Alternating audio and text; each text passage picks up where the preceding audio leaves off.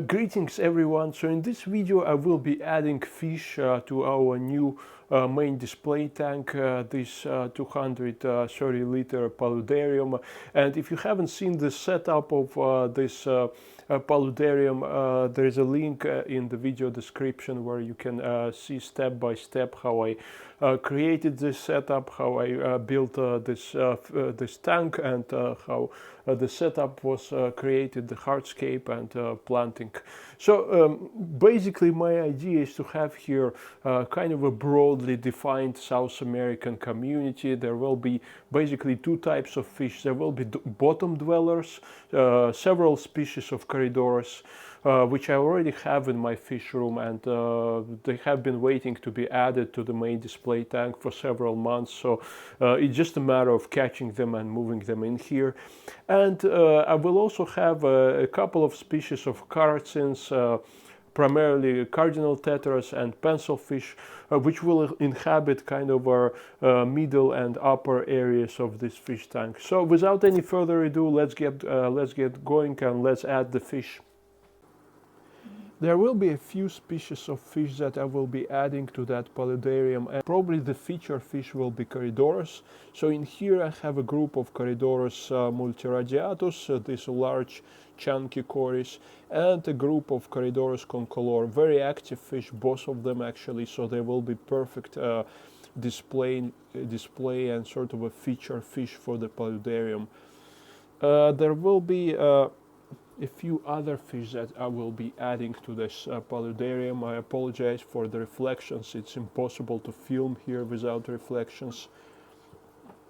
In this completely abandoned and overgrown tank, I have two species of pencilfish, Nanostomus equus and Nanostomus beckfordi, wild-caught variety. So it's impossible to see them here because the tank has been completely overgrown with mostly with frogbit, Amazon frogbit, but also with Hydrocotyle leucephala in here.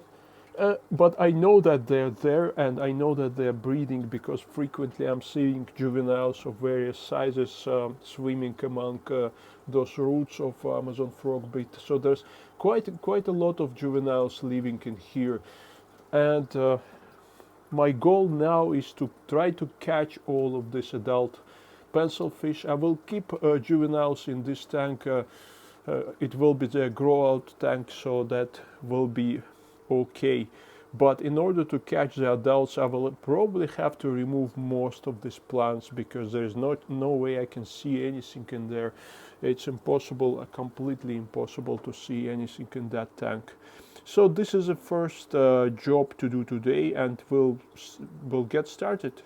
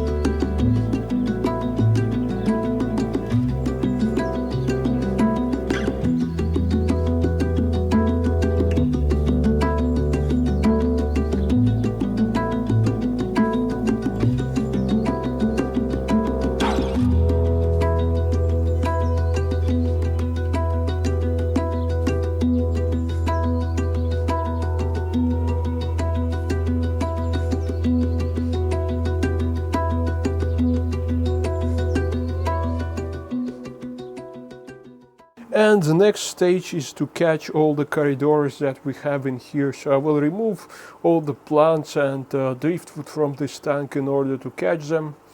And yes, I'll get started.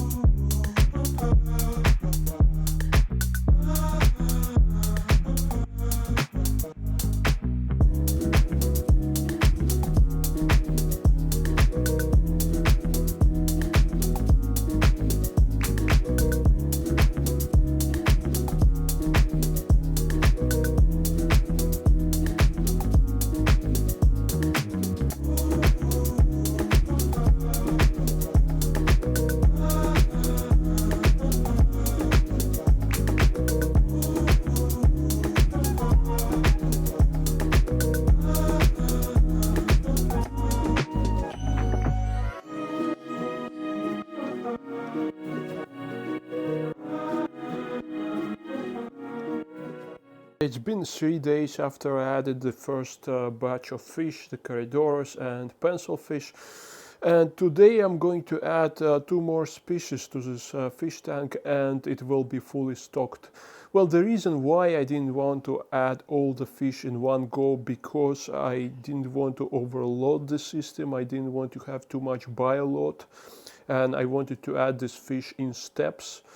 Because all of these corridors, they produce, well, they're of course small fish, but they do produce quite a bit of waste, and I didn't want to add all of the fish in one time, in one go. So today I will be adding cardinal tetras and a few more corridors. The fish that I've added early on, they seem to be fully settled. You can see corridors are enjoying their time in here, and these are corridors concolor, and corridors multiradiatus are still a bit shy, and but you can see some of them actually here in front. So they are also more or less settled. That's one of them swimming and a few in the back. So the same goes with pencil fish. I can't see them at all. They're all in here.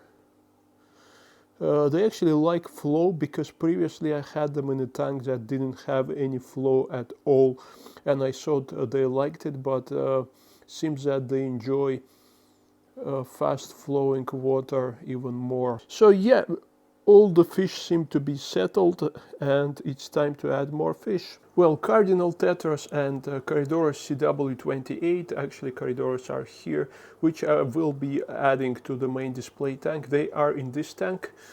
Actually, when I added my group of cardinal tetras to this tank, and there is at least 40 of them, maybe more, I was expecting them to be very active, and I was expecting them to be kind of all swimming up front and looking great, but what happened is that they constantly hide in the back, and I can never see any of them. So you can see some of them here, some of them here, but it's always like this. Only during feeding time they will all come out to the front of the tank, but the rest of the time I can't really see them. So that's another reason why I want to remove them from here and move them to the main display tank. But the challenge is that in order to catch all of these cardinal tetras, I will actually have to remove probably most of this driftwood with moss. A good thing is that all of these pieces of driftwood, they can be lifted out, they can be removed relatively easily, because nothing is attached to anything, and there are no rooted plants, and all of this was kind of designed to be functional and to be removable when necessary. So I'll start removing all these bunches of bogwood, and we'll see how it goes.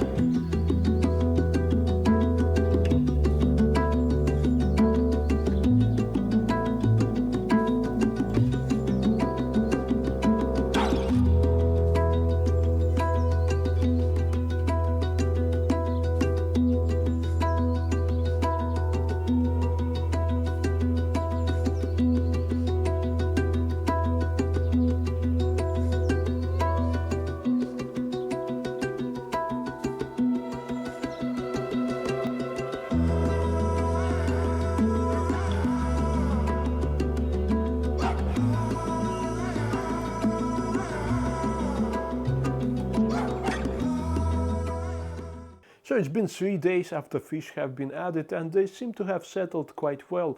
Corydoras are enjoying all this extra space. The same goes for cardinals and pencilfish, and some of the Corydoras which have been quite reclusive in their tanks in the fish room became quite active in here, and they're kind of outgoing and out and about most of the time. So obviously this is still a fresh setup. It will take it probably a month or two before things will get settled, before the plants will start growing, or if they melt down, they will kind of bounce back. So for now, I'm quite happy with this setup, with the way it looks, with the way plants are positioned. I don't know yet whether all of the plants will actually start growing as I expect them to, or if I'll have to replace some of the plant species with something else. But in terms of the stocking, in terms of the population, at least for now,